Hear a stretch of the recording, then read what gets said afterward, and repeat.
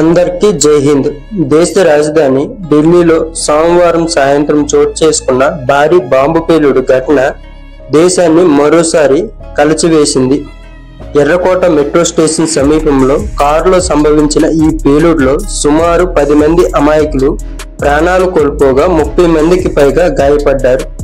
ఇది కేవలం పేలుడు కాదని ఉగ్ర కుట్ర అని దర్యాప్తు సంస్థలు అనుమానిస్తున్నాయి. ఈ ఘటనపై దర్యాప్తు చేస్తున్న ఎన్ఐఏ మరియు ఏటీఎస్ వంటి భద్రతా ఏజెన్సీలు సంచలన విషయాలను వెల్లడించాయి. ఈ పేలుడుకు సంబంధించిన కుట్రలో 3 డాక్టర్ల ప్రమేయం ఉన్నట్లు ప్రాథమికంగా గుర్తించారు. వీరిలో ఒక డాక్టర్ ఆత్మాహుతి దాడికి పాల్పడినట్లు అనుమానిస్తున్నారు.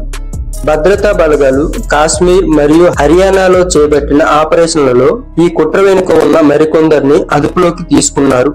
దర్యాప్తు సంస్థల సమాచారం ప్రకారం ఈ కుట్ర వెనుక ఉన్న ఒక అనుమానిత డాక్టర్ అత్యంత ప్రమాదకరమైన జీవరసాయనాన్ని తయారు చేయడానికి ప్రయత్నించినట్లు సమాచారం.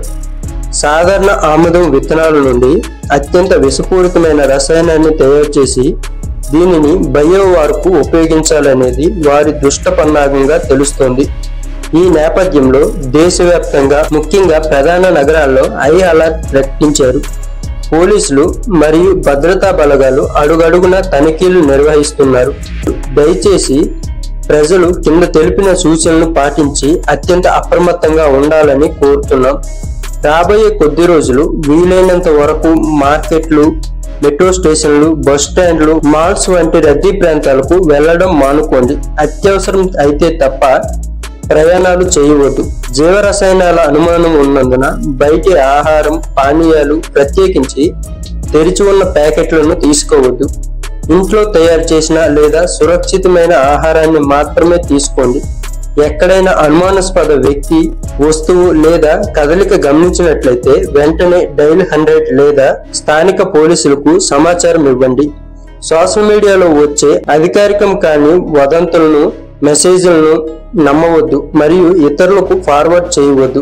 అధికారిక ప్రకటనలు మాత్రమే అనుసరించండి.